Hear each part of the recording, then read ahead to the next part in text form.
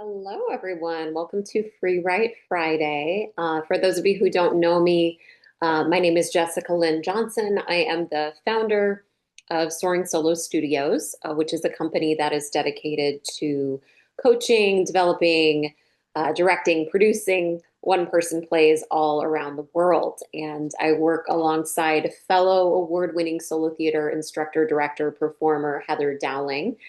She's the other half of Soaring Solo. And we're just really blessed to do what we do and help people tell their stories all around the globe. And a little background information about me. I have been in this field for over 20 years. I've directed and developed about 200 solo shows at this point, and have produced hundreds of solo shows. So it's definitely my passion. I've toured internationally with both of my solo shows. My first solo show was called Oblivious to Everyone. My second solo show was called Z. I'm also a director and teaching artist and past performer for the LA Women's Theater Festival. If you're not familiar with LA Women's Theater Festival, I strongly advise visiting their website, lawtf.org, and checking out what they've got going on. The main festival happens in March. And I'm also a blogger for NoHo Arts, which stands for North Hollywood Arts. So if you go to the NoHo Arts website and look up Soaring Solo, you'll find my blog, which has a whole bunch of free tips for being a solo theater artist. Okay, so that is a little bit about me. I'd love to hear from you. Please say hi in the chat. Let me know where in the world you're geographically tuning in from. If you're watching this back on YouTube later, you can certainly put this in the comments. But yeah, I'm all about community, and I would love to know where you're at, and also where you're at in your solo theater journey. Maybe you're already touring the world with a couple different solo shows. Maybe you're just considering doing a solo show and you're not even sure if this is for you yet, or you've jotted down a few ideas. Wherever you're at is perfect, and hopefully today will help move you forward on your journey. And the mission of Free Write Friday is just to gather together in creative, supportive community and to carve out time to write, to work on your solo show goals. It's so important to carve out that time for creative expression. And the whole thing should only take about 20 minutes. And if you miss any of my Free Write Friday sessions, if you visit my YouTube channel, Soaring Solo Studios on YouTube, you can find, I think there's something like 60 or so videos just of Free Write Friday, but there's hundreds of videos on my YouTube channel all about solo theater, and it's all free and all educational. So I hope you'll check that out. Okay. So let's dive into our talking point for today, for today's Free Write Friday. So today we're going to be looking at the self-saboteurs in the solo show creative process. Everybody's got them. They show up in all sorts of different ways, and I couldn't possibly fill the 20 minutes with the limitless amount of self-saboteurs that there are. So I'm just going to name a few top contenders. The first one that we're going to start with is fear. So you'll know fear is showing up in your mind as a self-saboteur if you start hearing yourself ask questions like, what if nobody's going to come to my show? How am I going to memorize all these lines? What if my show's boring? What if I can't play characters? What if my writing isn't up to par? What if I reveal too much and overshare? Those are some things that fear typically says to solo artists. Another self-saboteur in solo theater is the procrastinator. The procrastinator often says things to us like, this month is way too busy. I'll do it next month. Or my family, my friends, my partner, my kids, my dog, strangers, everybody needs me, and I do not have the bandwidth to do this for me right now. I don't have the bandwidth for me right now. Or, I'll write in the morning, and then morning comes and goes. I'll write on my lunch break, and then lunch break comes and goes. I'll write after dinner when the kids are in bed, and then that comes and goes. And it just keeps getting pushed and pushed and pushed. Those are some of the things that procrastinator says. Then there's the perfectionist. This one shows up a lot with solo theater artists. Perfectionists will say things to you like, my story structure isn't really working. I don't know if I use the right nouns and adjectives, and I don't know if that sentence really working. So I'm just going to keep moving things around. My plot points aren't working. I'm just going to keep moving this around for infinity and just keep rewriting and reworking the show. or my character accents really need work. My solo theater technique isn't quite good enough yet. So I'm just going to push off my premiere performance until I feel like everything's really perfect in my performance capabilities. Or I don't know which story I really want to tell yet. It's all kind of up here. And until I really know what it is exactly that I want to say, I'm just not going to write anything down because it's not quite right yet. I haven't quite formulated it in my mind. Those are the types of things that the perfectionist says. And then one of the biggest culprits is the inner critic. Inner critic says things very mean-spirited, like, who are you? Who are you to take up space? Who wants to listen to you drone on for an hour or more on stage about yourself? You're not talented enough as a writer or a performer to do a solo show. You're a narcissist if you look at everything that's going on in the world, and don't you think it's selfish and self-centered to be doing solo theater right now with everything that's happening? Those are some of the things that the critic says. So for some of you, that might be sounding really familiar, hopefully not, but unfortunately, as is the case with most solo artists and most creatives in general, we have these voices in our head. So today, I really want to focus on how can we alchemize, how can we transmute those voices so that rather than being saboteurs, they can actually work toward our creative process, or we can at least utilize them in such a way that they don't serve as roadblocks. So today, I want to start with, I'm going to set my timer for just 4 minutes, and I want you to identify a self-saboteur in your own life. Maybe it's one of the ones I mentioned, maybe it's something different, and I want you to just give it a voice and let it say all the things, all the mean things, all the self-limiting things, all the negative, pessimistic things, or you might consider it realistic, whatever those things are.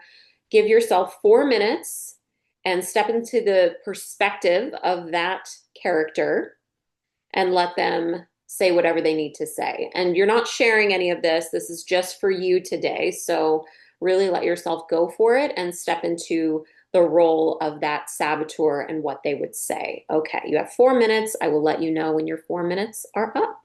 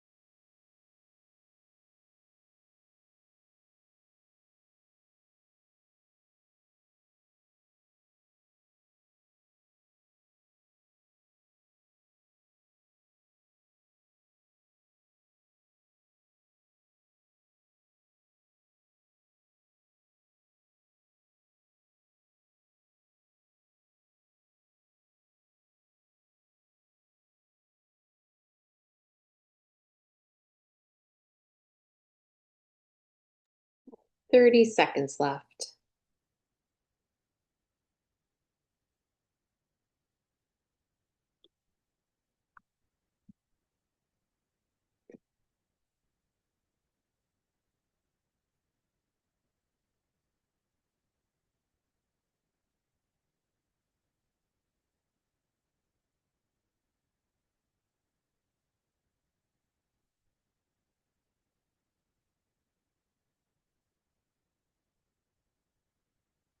Okay, please wrap up your writing. Now we're going to do part two. This is also 4 minutes. I am going to want you to access your best defense against what was just said, your best defense, your best argument. Now, this is from your point of view. And for some of you, this might really feel fake and phony because the negative voice or the limiting voice and belief, the saboteur voice might be really compelling and it might sound really correct to you. But this is your opportunity to do the work of faking it till you make it, or just digging really deep to see what you can say to defend your point of view, your right to be creative, your right and ability to create a solo show. And so I want you to respond to what you just wrote from a positive and abundant point of view. You're going to have 4 minutes. And again, even if it doesn't feel totally authentic yet, fake it till you make it, put it on the page, and argue a positive vantage point back to that voice from your point of view. Okay, you have 4 minutes. I'll let you know when your time is up.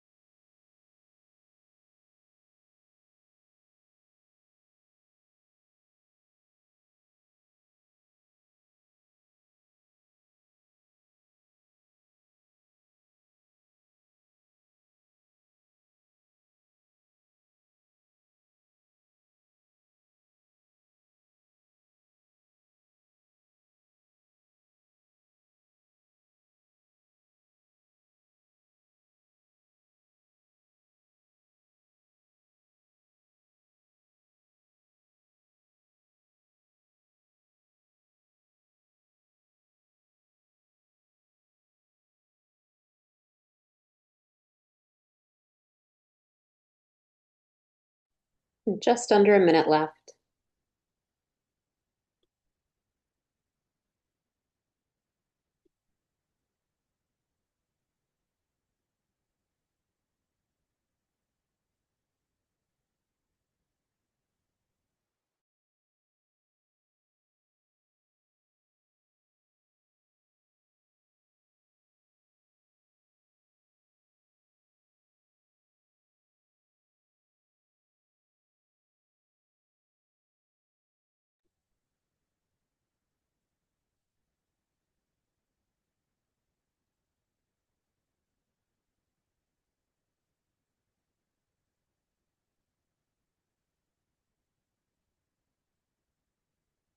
Okay, go ahead and wrap up your writing. Now, that second part of the writing is really crucial to your journey as a solo theater artist. I mean, actually, both parts are, but especially the second part.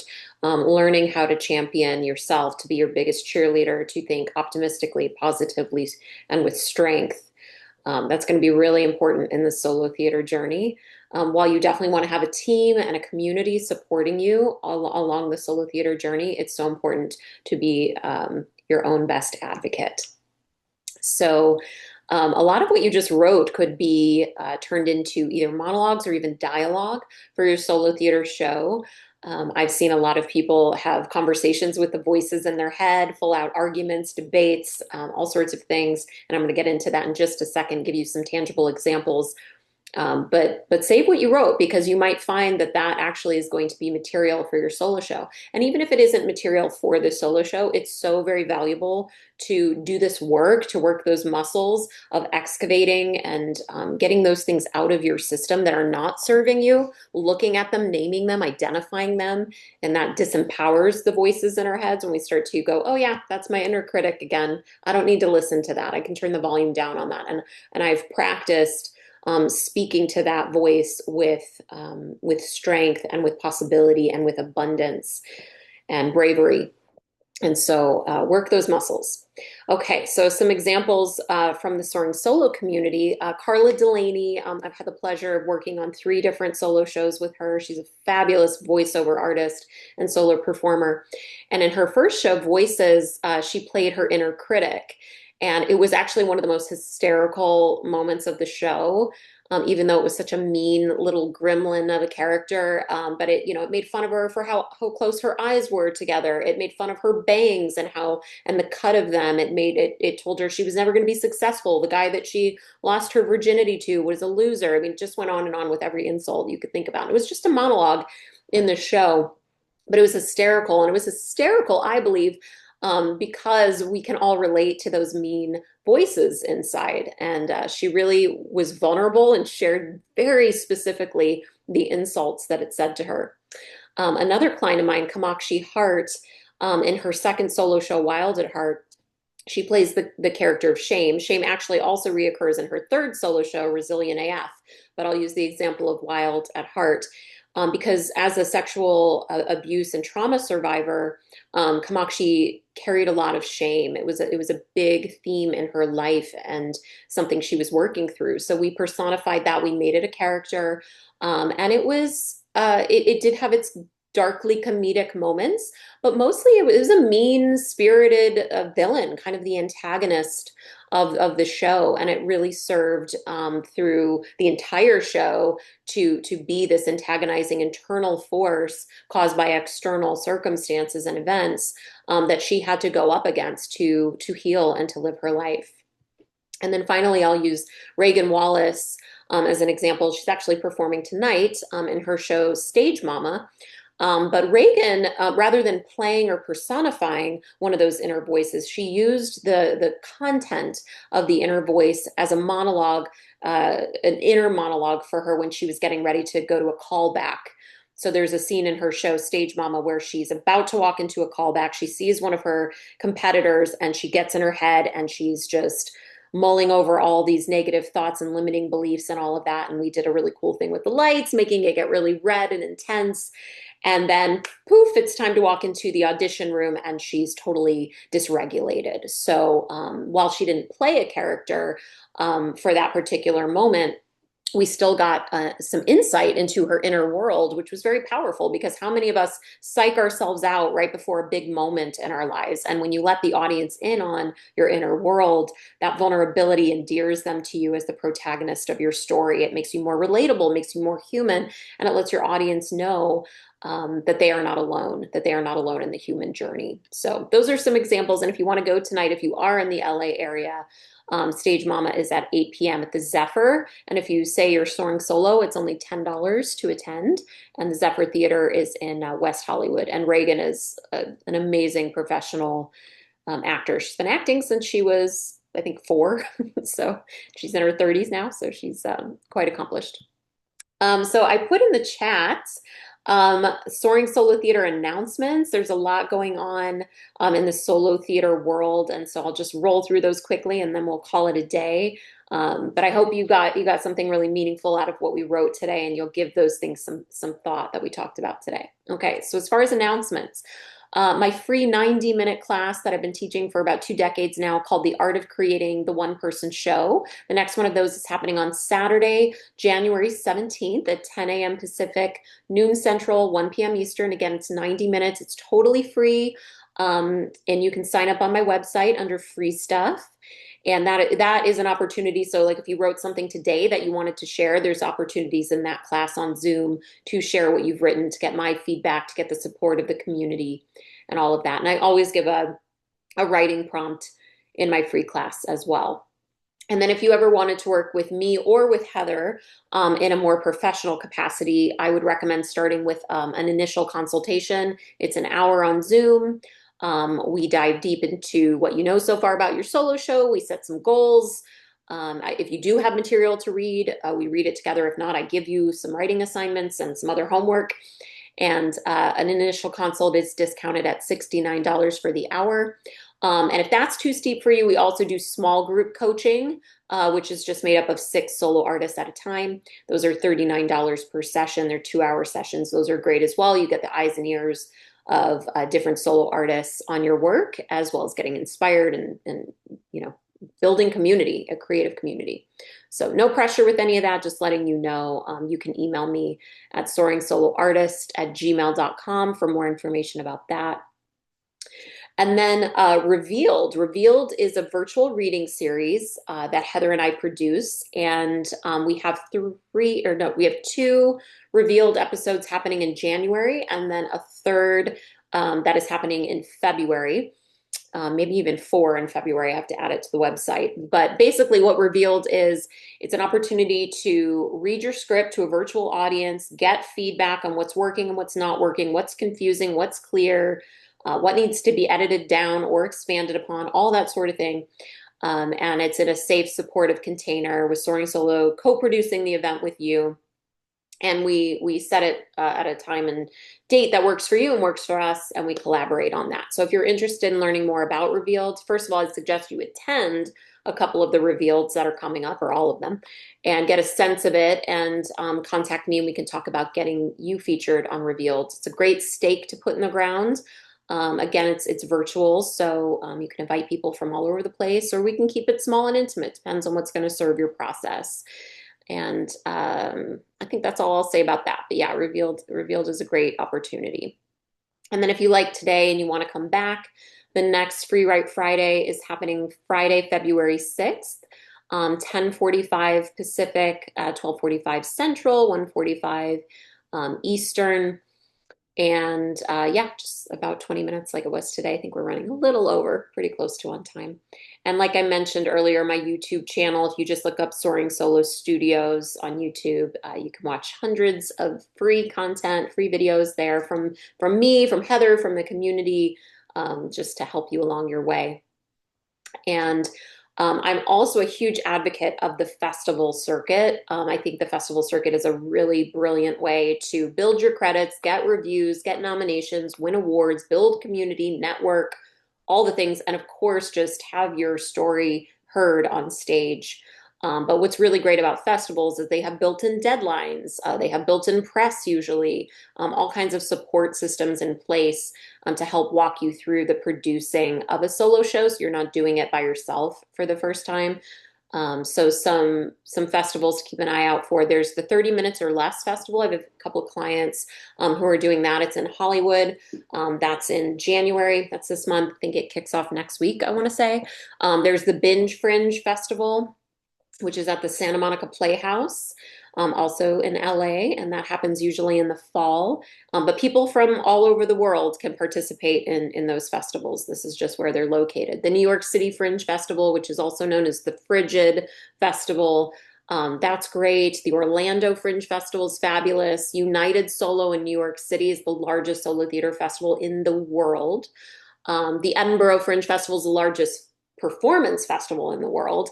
I've had many clients do that. There's the Philly Fringe Festival, the Hollywood Fringe Festival. And the LA Women's Theater Festival, which I mentioned earlier, is in March. And then there's my series called the Soaring Solo Stars series, and we're doing encores this weekend. So if you're in LA, please come down to the Zephyr Theater this weekend, see solo theater. It is the best way to teach yourself what works or doesn't work and what inspires you, and what's possible in a solo show by seeing tons of solo theater, both in person and online. It's see as much as you can. That is the best teacher possible. And lastly, again, my blog on NoHo Arts. If you go to the nohoartsdistrict.com website and look up Soaring Solo, you can read my blog, which has a bunch of free tips and resources for solo artists. All right, well, I'm going to wrap up. If I didn't cover something or you have a question for me, just pop me an email and we'll go from there. All right, thank you, everyone. Have a fabulous weekend.